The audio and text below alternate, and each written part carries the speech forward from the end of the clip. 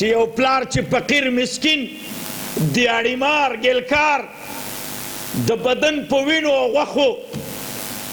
لګیا د خپل ځان دپاره یوه حلاله ګوله پیدا کوي هغه په دې فتنو دور کې په یو نوجوان بچي باندې قرآن زده که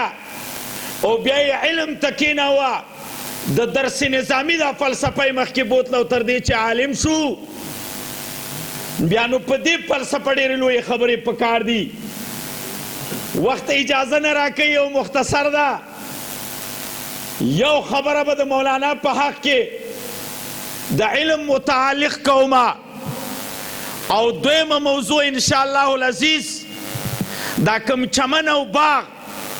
چې په یو رشد او ترقۍ کې روان شوی شکر الحمدلله دا موږ دپاره د افتخار ځای ده دا دې محلې دپاره د افتخار ځای ده تاسو وړاندې مولانا عرض وکړه احمد علي لاهوري صاحب کشف د خپل ولایت متعلق دا وایي د عذاب د لاهور ښار په سر باندې تاویږي خو د قرآن د وجې نه الله تعالی هغه پورته کړی زه وایم کوم عذاب که په امانګړ مقرر ده په ضلع نوښار مقرر ده په تمامه کیفیکي مقرر ده نو هیڅ لرې نه ده چې زما د هغه بچي په سعی او کوشش چې مازدیګر 4 بجو نه سهار 4 بجو پورې په یو شپه کې قرآن اوري الله تعالی دې وجې نه پورته کړي زه به دا ووایم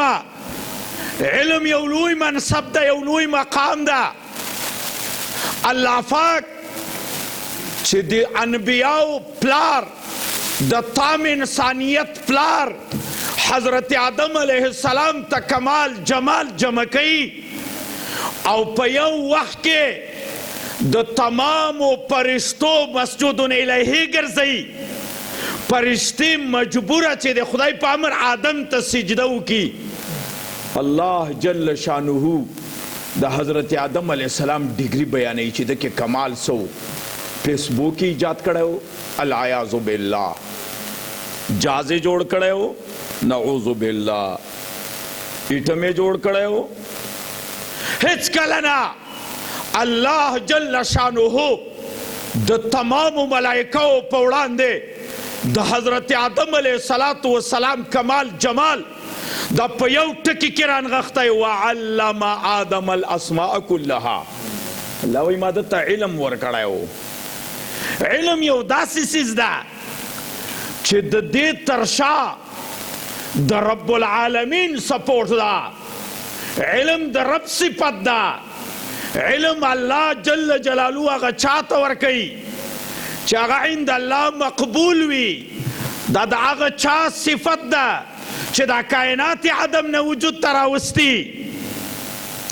او الله فرمایي جل جلاله فبذلک فلیفرحوا ګوره په علم به خوشحالیږي علما دلته ناست دي